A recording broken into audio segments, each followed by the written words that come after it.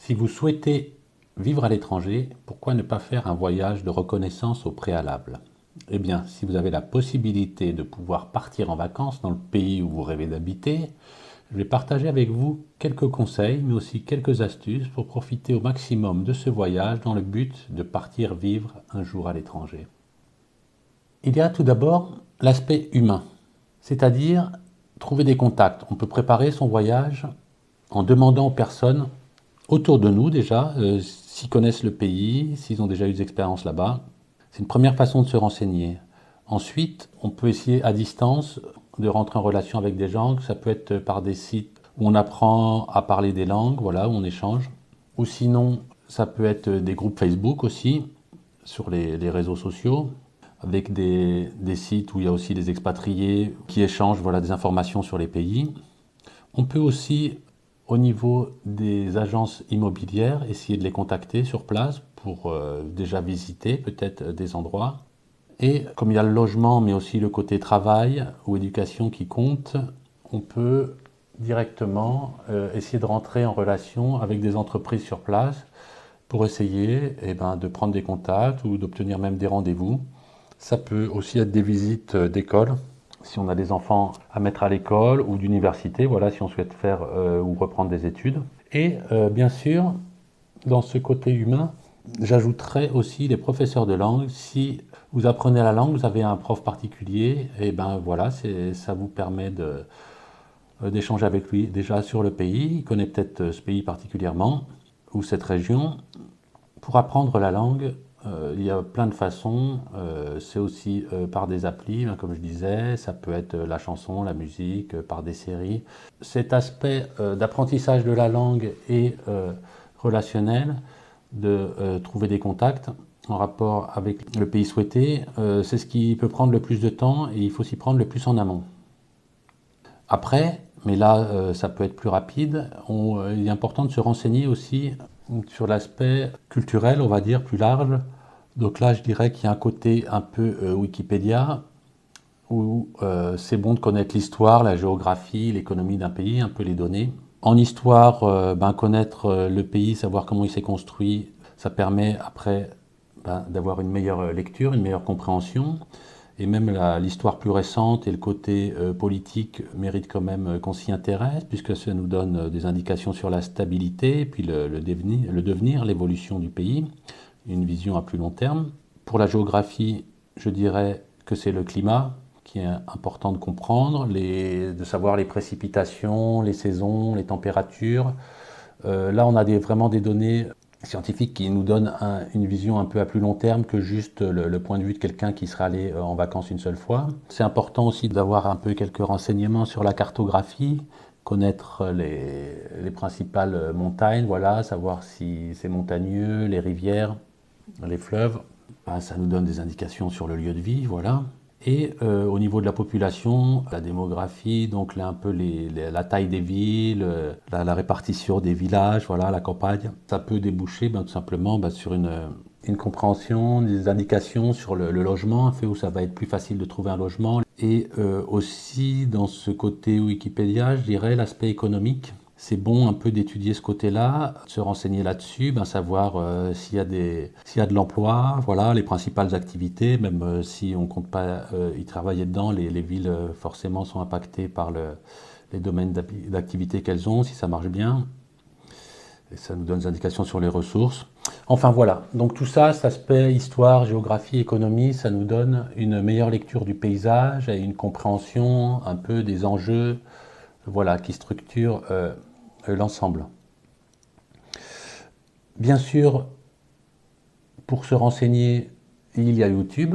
On peut regarder juste des reportages, on peut regarder aussi des films, voilà, des vlogs.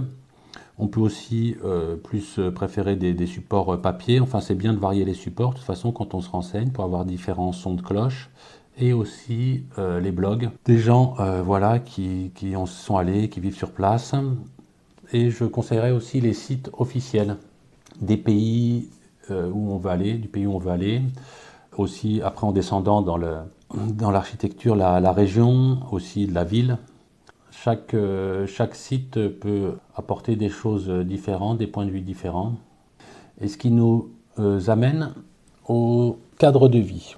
Donc ça, on va pouvoir repérer des choses en avance sur place, avec un peu, comme les données déjà géographie nous aident un peu là-dessus, et les sites officiels. Une fois sur place, ça nous permettra d'être plus réactifs, car le problème, c'est que si on n'étudie pas, enfin si on prépare pas ou mal son voyage, après le temps passe vite une fois sur place, et c'est un peu trop tard pour se renseigner. Donc pour le cadre de vie, on va s'intéresser aux infrastructures, voilà, aux lieux de loisirs. Dans les infrastructures, je mettrai les transports en commun, voir comment ça se passe, les systèmes de bus, voilà, s'il y a des vélos en location, des métros. Repérer à partir de son lieu d'habitat comment ça fonctionne, où sont les stations, combien ça coûte, la fréquence, si on y va en voiture, et justement les problèmes de parking qu'il peut y avoir. Dans les infrastructures, je mettrais aussi des centres commerciaux. Ça, c'est des endroits où on peut aller, entre guillemets, gratuitement, qu'on peut visiter. Et c'est important de varier une fois sur place pour avoir un peu un panel, un peu cartographier le paysage. Les écoles, alors ça, bien sûr, il faut prendre rendez-vous pour y aller. Peut-être les universités, on peut aller sur les campus comme ça, ou les hôpitaux aussi, voir où c'est situé. Donc ça nous donne petit à petit, on arrive à avoir une vision des quartiers, des différents quartiers, comment la ville s'organise. Et ce qui est important, justement, en vue d'un déménagement, de savoir où faudra se situer, voilà, à quoi s'attendre. C'est encore plus gratuit que les centres commerciaux. Il y a les parcs, tout simplement. C'est important de repérer les parcs, notamment si on aime bien faire son footing dans les parcs, on aime bien la verdure, ou ça peut être pour les enfants, les parcs ou avec des jeux. On peut aussi aller visiter les bibliothèques, aller faire un petit tour à la piscine, voir comment ça se passe. C'est aussi des lieux de spectacle, voilà, le cinéma, les stades, aller essayer de participer à différents événements, des concerts, des matchs. Avec tous ces renseignements qu'on a pu collecter, on a pu repérer des endroits qu'il va falloir voir. Donc tout ça, ça vient se rajouter en plus des activités qu'il peut y avoir de pur divertissement, voilà, ou des temps morts pendant les vacances. Les vacances, il y a des moments lents, mais ça passe toujours vite, au final. Il faut avoir différents plans, des plans A, des plans B, quand on va à un endroit, quand on se déplace, donc voilà comment on va y aller, à quelle heure. Il se trouve qu'à ce moment-là, peut-être on sera à proximité de bâtiments qu'on veut aller voir, de parcs qu'on veut aller voir, de choses qu'on peut faire, déjà dans l'optique un peu d'une certaine expatriation. Il faut bien s'organiser, essayer de bien tout prévoir, avoir anticipé son voyage, donc avoir tout noté, que ce soit sur un système de prise de notes ou même par mail, avoir déjà s'être envoyé des mails pour avoir tout noté, avec les lieux, les endroits. Je sais que Google Maps permet comme ça de repérer les différents points sur une carte, d'annoter. Enfin voilà, utiliser un outil informatique éventuellement qui vous permette de retrouver facilement, juste sur votre téléphone, vous puissiez le sortir. Quand vous retrouvez un endroit, il faut pouvoir rapidement, quand vous êtes en sortie, vous dire je me déplace à tel endroit, a priori tel jour on fait ça, le lendemain on va faire ça, tant qu'on sera dans cette zone on pourra faire telle et telle activité. Il faut faire tout ça en gardant une certaine souplesse, c'est-à-dire en prévoyant des solutions de retraite un peu, voilà, si on peut pas faire ça, on va faire ça, ça dépend de la météo, enfin voilà, il y a beaucoup d'aléas, beaucoup plus que dans la vie ordinaire quand on est chez soi, comme là on connaît pas, et donc il faut bien se préparer. Et ça nous permettra aussi sur place de collecter. Donc, comme je disais, il faut varier les endroits. Pareil pour les courses. Si on veut être au courant du coût de la vie, il faudra aller à la fois dans la petite supérette, mais pas que là. C'est bien aussi d'aller dans le supermarché, d'aller faire un tour au marché, repérer le jour du marché. On aura le coût des transports, le coût des parkings. On peut essayer d'anticiper, mais après sur place, il faudra ajuster, comme on prépare son budget de vacances.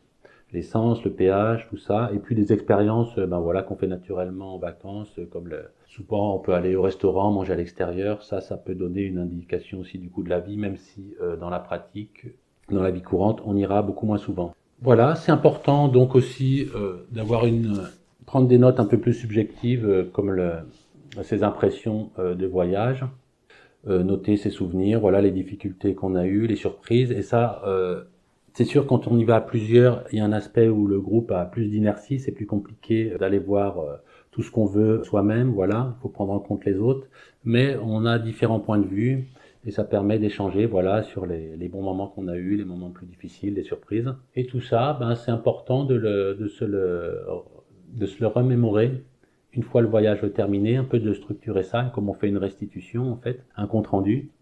Et aussi, donc, en plus de ce côté subjectif des impressions, c'est bien de garder en note les contacts, les adresses, les choses qu'il faudra préciser la prochaine fois qu'on y va, ou si on fait même un déplacement ailleurs, il y a peut-être les leçons à retenir finalement.